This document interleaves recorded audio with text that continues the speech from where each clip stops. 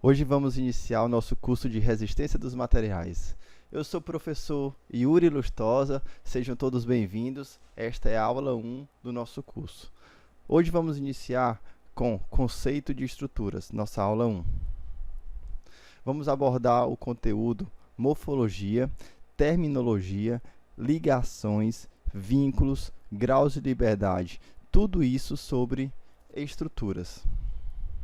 Bem, vamos a uma breve introdução. Pessoal, olha só. Aqui nós temos 3 estruturas.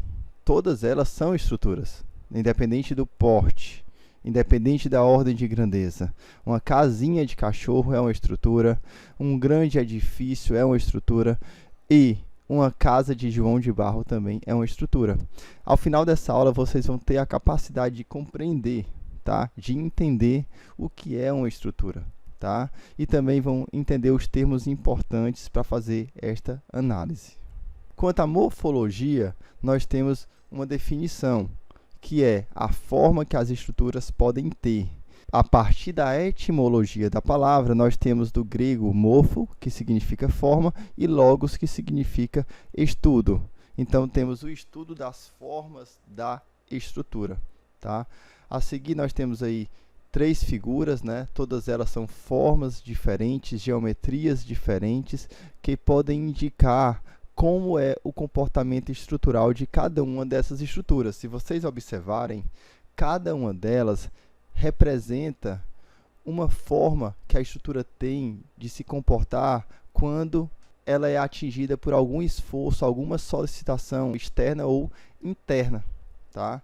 Então vejam bem, é importante conhecer a forma, o estudo da forma da estrutura, pois os esforços que atuam nela são muito importantes para que a gente possa entender como a estrutura vai se comportar. Aqui nós temos também algumas imagens de edifícios, edificações, né, onde nós podemos entender como as formas, além de estética, né, também fazem grande diferença estrutural. Se vocês observarem, por exemplo, na figura da esquerda, na parte inferior, um prédio, o edifício Copan em São Paulo, ele tem grandes impactos, por exemplo, no efeito do vento, né? Essa curvatura dele. Ali nós temos o Congresso Nacional e também uma edificação simples térrea aí, que nada mais é do que uma forma, uma geometria bem conhecida, mas que é importante entender como os esforços solicitantes, vento, carga de telhado, atuam na estrutura também, certo? Quanto à terminologia, nós temos aí estrutura. O que é? Qual a definição desse termo? Bem, estrutura é definido como um sistema composto por diversos elementos estruturais organizados, interligados com a capacidade de absorver esforços externos e internos. Essa é a definição de estrutura. Alguns termos importantes para a engenharia de estruturas, mais especificamente para o estudo da resistência dos materiais, nós vamos mostrar a seguir. Olha só, a gente tem como elemento unidimensional, é um termo importante aí para a análise de estruturas na resistência dos materiais. O que é um elemento unidimensional linear? Os elementos lineares. Segundo a ABNT 6118/2014, são aqueles em que o comprimento longitudinal supera em pelo menos 3 vezes a maior dimensão da seção transversal, sendo também denominados barras. Então vejam aí, ó, nós temos como exemplo cabos, pilar e viga. 2 figuras, uma delas tem cabos, que são os cabos da ponte estaiada, e outra figura, à direita, na parte superior, nós temos algumas vigas, né, que compõem uma ponte. Outro termo bem importante são, da mesma série, né, por exemplo, de volumetria, os elementos bidimensionais, elementos de superfície, que também, segundo a ABNT 6118/2014, são elementos em que uma dimensão, usualmente chamada de espessura, é relativamente pequena em face das demais. Nós temos as lajes, as paredes, os painéis, tá? Todos esses elementos, sejam estruturais ou não, podem ser considerados elementos bidimensionais. Cascas, placas, chapas, certo? São elementos bidimensionais, ou seja, elementos de superfície.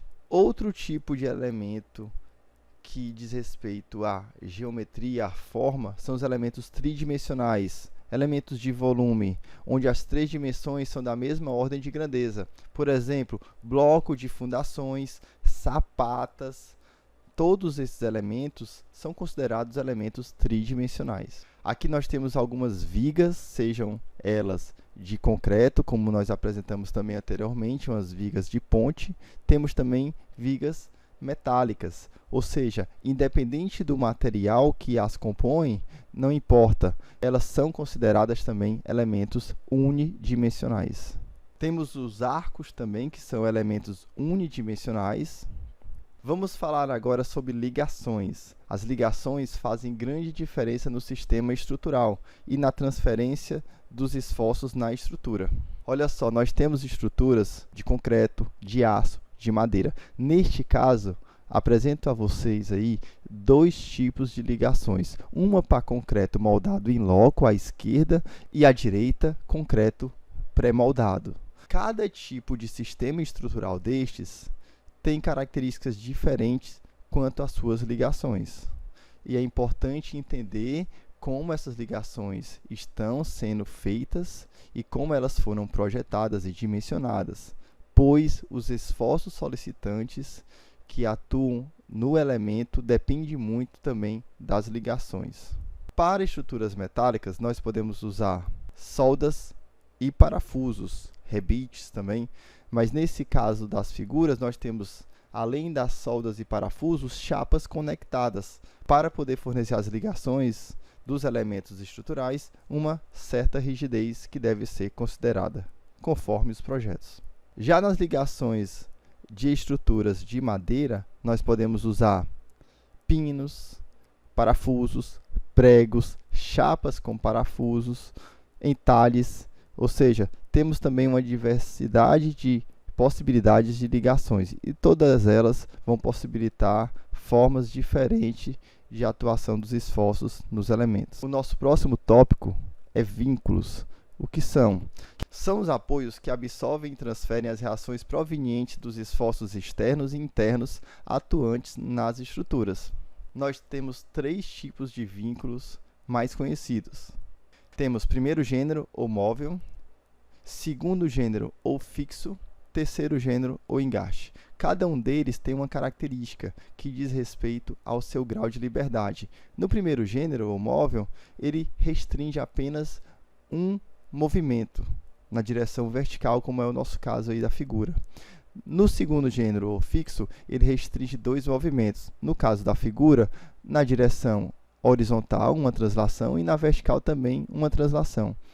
No terceiro gênero, ou engaste, ele restringe a três movimentos, dois de translação e de uma rotação. A seguir, nós vamos ver um pouco mais sobre esses tipos de grau de liberdade. O que são esses graus de liberdade? São deslocamentos e rotações que um corpo pode ter no plano ou espaço. Vamos ver aqui. Temos o plano cartesiano e o espaço tridimensional. O plano cartesiano é composto pelo eixo x e y, ortogonal, ou seja, os eixos têm 90 graus entre si, e no espaço tridimensional, que também é são eixos triortogonais, nós temos 90 graus entre esses eixos x, y e z. Como é que funciona os graus de liberdade? Se eu analisar o plano cartesiano, o plano x e y, como é o nosso caso apresentado, nós temos 3 graus de liberdade. O que é isso? São os movimentos permitidos. Por exemplo, no eixo x, eu posso ter uma translação no eixo x. No eixo y, eu posso ter uma translação também na direção do eixo y. E em torno de z, que seria um eixo saindo da tela, eu tenho uma rotação em torno dele. Como é que eu faço essa análise? De um ponto na tela que está no plano cartesiano. Esse ponto representa a extremidade de um elemento, por exemplo. Daqui a pouco nós vamos mostrar algumas imagens para vocês aí. O espaço tridimensional apresenta 6 graus de liberdade, 3 translações nos respectivos eixos x, y e z e 3 rotações em torno também dos respectivos eixos x, y e z, totalizando aí 6 graus de liberdade.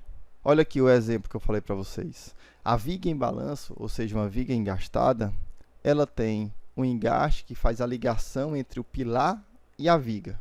Isso aqui são vigas metálicas, é uma viga metálica engastada no pilar. Se eu fizer uma análise dos graus de liberdade, eu tenho um deslocamento na vertical, a setinha vermelha na vertical, deslocamento na horizontal, também com a seta vermelha, e outra seta curva aí representando uma rotação. Ou seja, eu posso ter esses três movimentos que vão ser restritos por a ligação engastada, certo? Na viga biengastada, eu tenho a mesma situação da viga engastada, só que nos dois extremos, tá? É aquele ponto lá que eu falei para vocês, são os extremos. Então, se eu fizer a análise da viga engastada em dois pilares, eu tenho 3 graus de liberdade em cada extremidade da viga. Logo, eu vou ter em uma viga biengastada 6 graus de liberdade aí, tá? 6 restrições. Tá? Eu tenho 6 graus de liberdade, um em cada extremo, certo? Sendo que esses graus vão ser impedidos pelo engaste, causando esforços na estrutura, seja no elemento viga ou no elemento pilar. Isso a gente vai ver mais adiante durante as nossas aulas, como é que se calcula, como é que se determina o valor desses esforços. E as diferentes condições de contorno podem ser as mais variadas. Se você pegar, por exemplo, aí 4 vigas, você pode botar o primeiro gênero ou o segundo em um apoio, em uma extremidade, e na outra da mesma forma, primeiro ou segundo gênero. Se for o primeiro gênero, você só restringe um movimento. Vamos voltar lá? Aqui, ó, primeiro gênero, só uma translação vertical, por exemplo. Segundo, 2 restrições, horizontal e translação vertical. E o terceiro gênero, 3 restrições, vertical, horizontal e uma rotação, tá? Que seria o momento no caso da rotação, né? Então, voltando lá para o nosso caso das condições de contorno, dependendo da situação de contorno, nós vamos ter restrições diferentes. Lembrando que cada ponto desse tem no plano 2 graus de liberdade e no espaço 3 graus de liberdade. Então, vamos falar sobre as diferentes condições de contorno, tá? Então, o primeiro apoio, o primeiro exemplo, eu tenho o primeiro gênero, o segundo, posso ter 1 grau de liberdade ou 2 restritos, dependendo da condição de apoio, tanto em uma borda quanto na outra. Já na condição engaste livre, eu tenho 3 graus de liberdade restritos em uma extremidade, a engastada, e na livre eu tenho as 3 condições de liberdade aí, tá? No ponto de extremidade livre. Já no apoio engaste, eu tenho 6 restrições. 3 no engaste de baixo e 3 no engaste de topo, tá? E na última figura eu tenho engaste primeiro ou segundo gênero. Então, 3 no engaste são restrições, 3 restrições aos deslocamentos. E no primeiro ou segundo gênero, dependendo também do apoio que vai ser inserido, se é do primeiro ou do segundo, eu vou ter aí alguma condição de uma restrição ou 2 restrições, certo? Na próxima aula, vamos apresentar para vocês alguns exemplos com valores, com condições de apoios diferentes, para que aí vocês possam fixar melhor como se faz essa contagem dos graus de liberdade e também como é definido esses tipos de estruturas quanto aos seus apoios. Se você gostou da aula, clique aí no curtir, se inscreva no canal e compartilhe para que mais pessoas também possam ter acesso a esse conteúdo, que é tão importante para a disciplina Resistência dos Materiais. Se você tem alguma dúvida, pode colocar aí nos comentários. Um abraço e até a próxima.